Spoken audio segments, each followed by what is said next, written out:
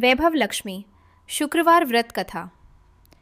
एक अत्यंत विशाल एवं भव्य नगर था जहां लाखों लोग रहते थे। समय बदलने के साथ साथ वहां के लोगों का रहन सहन और स्वभाव भी पूरी तरह बदल गया था। पहले जहां लोग मिलजुल कर प्यार से रहते थे और एक दूसरे की मदद करते थे, अब वैसा नहीं रहा। नए जमाने में लोग सिर्फ अपने काम से काम रखने लगे। यहाँ तक कि परिवार के सदस्यों को भी एक दूसरे की परवाह नहीं थी।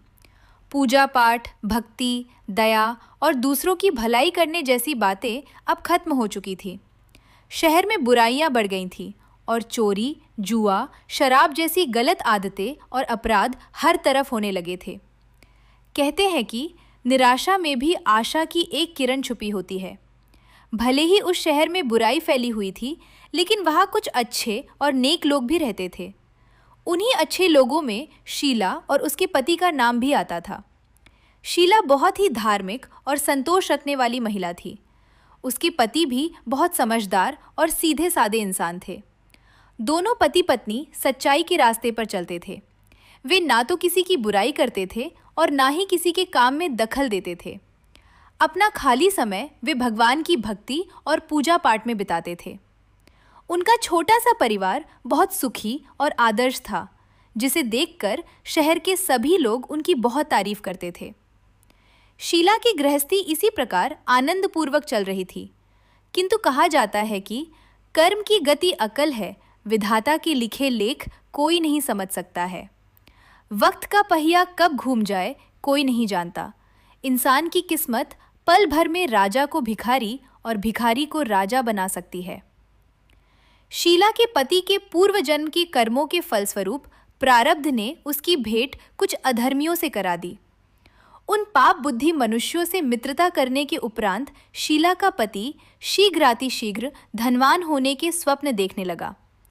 अधिकाधिक धन अर्जित करने के उद्देश्य से वह अधर्म के मार्ग पर चल पड़ा, जिसके कारण धनवान होने के स्थान पर वह दरिद्र होता गया। तदनंतर उसकी स्थिति मार्ग पर भटकते भिक्षुक जैसी हो गई।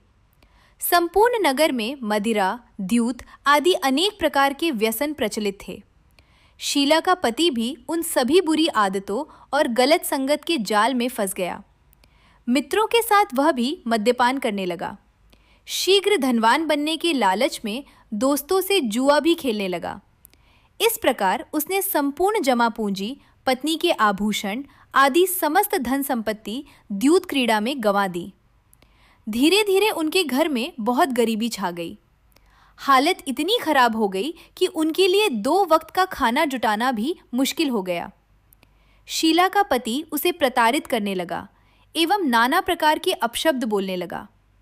शीला अत्यंत सुशील एवं संस्कारी स्त्री थी, अतः पति के इस व्यवहार से उसका हृदय अत्यंत आहत हुआ, किंतु वह ईश्वर में निष्ठा व विश्वास रखते हुए समस्त कष्टों को सहने लगी। सुख के उपरांत दुख तथा दुख के उपरांत सुख आता ही है। अतः शीला प्रभु का स्मरण करते हुए इस संकट काल को व्यतीत करने लगी। एक दिन दोपहर के समय शीला के दरवाजे पर किसी ने आवाज दी या उसे पुकार। शीला विचार करने लगी कि मुझ जैसे दरिद्र के घर इस समय कौन आया होगा, किंतु द्वार पर आए अतिथि का आदर अवश्य करना चाहिए। यह विचार कर शीला ने द्वार खोलकर देखा तो एक माताजी सामने खड़ी थी। उनकी आयु तो अधिक प्रतीत हो रही थी, किंतु उनके मुख पर एक अलौकिक तेज विद्यमान था। उनके नेत्रों से अमृत वर्षा हो रही थी। उनका भव्य मुखमंडल करुणा एवं प्रेम से परिपूर्ण था। उनका दर्शन करते ही शीला को आत्मिक शांति की अनुभूति होने लगी। वैसे शीला इन माताजी से परिचित भी नहीं थी, लेकिन उन्हें देखते ही शीला का मन खुशी से झूम उठा और वह अंदर से बहुत प्रसन्न हो गई। शीला माताजी को आदर सहित घर के अंदर ले आई, किंतु उन्हें विराजमान करने के लिए आसन आदि भी कुछ नहीं था। अंततः शीला ने सकुचाते हुए एक फटे हुए बिछौने पर उनको विराजमान किया। माँ ने कहा, क्यों शीला, तूने मुझे पहचाना नहीं? शीला ने असमंजस में कहा, माँ, आपका दर्शन पाकर मन आनंदित हो रहा है। मन को अत्यंत शांति प्राप्त हो रही है। प्रतीत होता है कि मैं बहुत दिनों से जिन्हें खोज रही थी वे आप ही हैं, किंतु मैं आपको पहचान नहीं सकती। माँ ने हंसते हुए कहा, क्यों, भूल गई? प्रत्येक शुक्रवार को लक्ष्मी जी के मंदिर में भजन कीर्तन होते हैं, तब मैं भी वहाँ आती हूँ। वहाँ प्रति शुक्रवार हमारी भेंट होती है। पति की बुरी आदतों और गलत कामों की वजह से शीला बहुत दुखी और निराश रहने लगी थी। इस दुख और शर्म के कारण उसने लक्ष्मी जी के मंदिर जाना भी छोड़ दिया था। उसे लोगों से नजरें मिलाने में भी शर्म आती थी। जब उस बूढ़ी औरत ने उससे बात की तो शीला ने बहुत याद करने की कोशिश की, पर उसे याद नहीं आया कि वो उन्हें पहले कहाँ मिली थी। तब माँ जी ने कहा, तू लक्ष्मी जी के मंदिर में कितने प्यारे भजन गाती थी। कुछ दिनों से तू मंदिर नहीं आई तो मुझे चिंता होने लगी कि कहीं तू बीमार तो नहीं हो गई। बस यही सोचकर मैं तुझसे मिलने चली आई। माँ जी की इतनी प्यार भरी बातें सुनकर शीला का दिल भर आया और वो फूट फूट कर रोने लगी। यह देखकर माँ जी उसके पास आईं और बड़े प्यार से उसकी पीठ पर हाथ फेरते हुए उसे ढांढस बंधाने लगी। माँ जी ने कहा, पुत्री, सुख एवं दुख तो धूप छांव जैसे होते हैं। धैर्य रख पुत्री, तुझे क्या समस्या है? तेरे दुख का कारण मुझे बता, अवश्य ही तेरी समस्या का कोई समाधान प्राप्त हो जाएगा। माँ जी की बात सुनकर शीला का मन शांत हो गया। उसने माँ जी से कहा, माँ, मेरी गृहस्थी सुख सौभाग्य से परिपूर्ण थी। मेरे पति भी सुशील थे। अकस्मात हमारा भाग्य हमसे रूठ गया।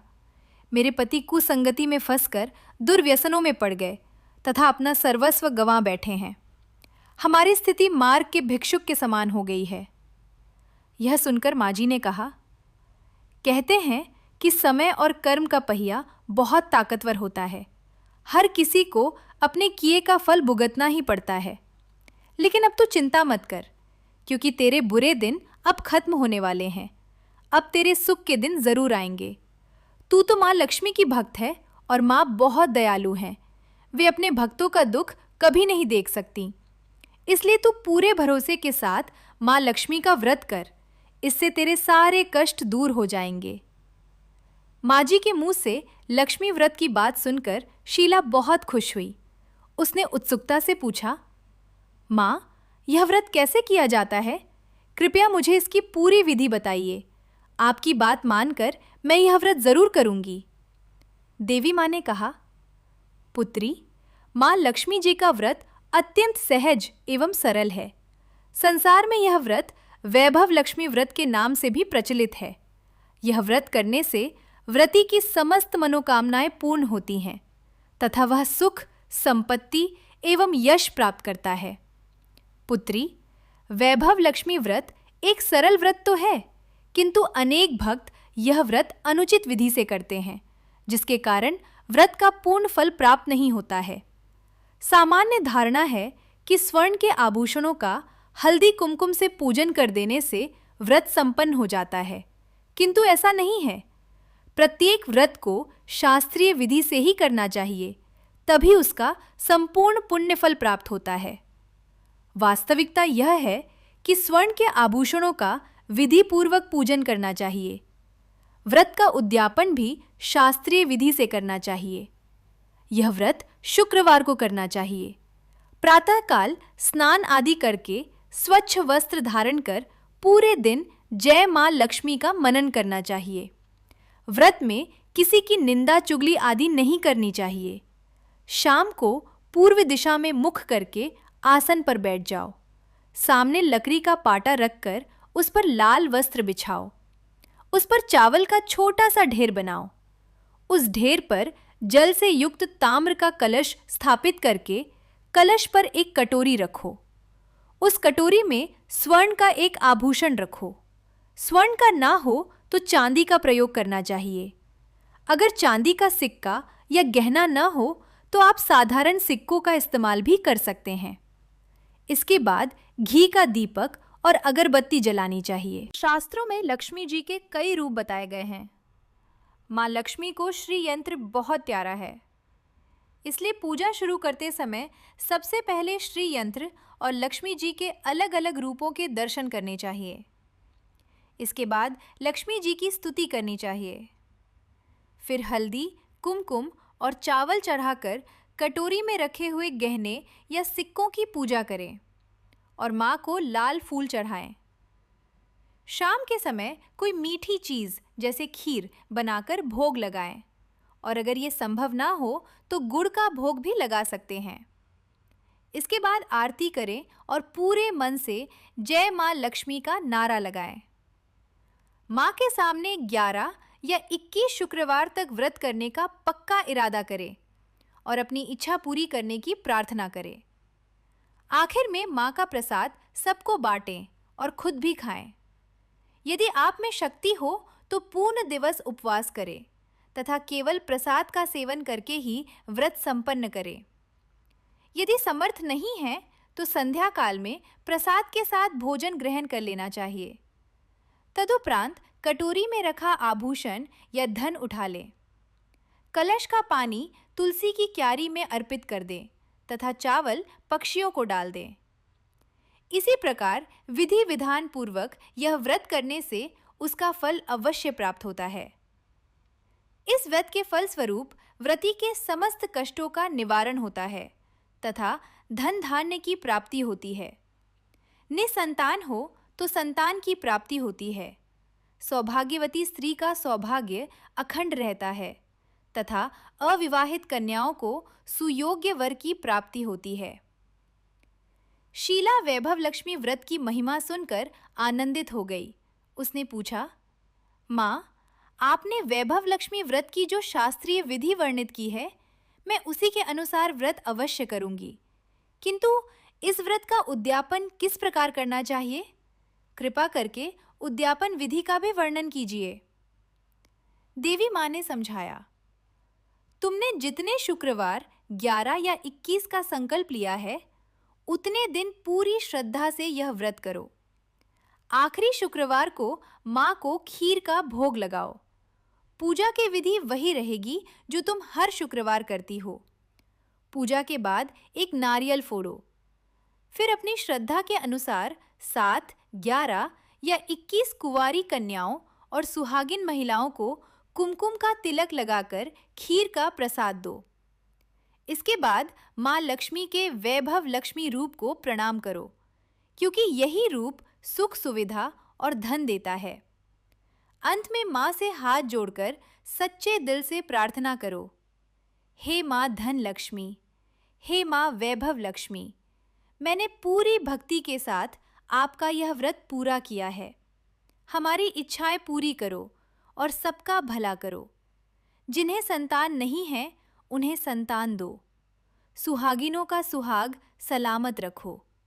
कुंवारी कन्याओं को अच्छा वर मिले, ऐसी कृपा करो। जो भी इस चमत्कारी व्रत को करे, उसके सारे दुख और मुसीबतें दूर कर देना माँ।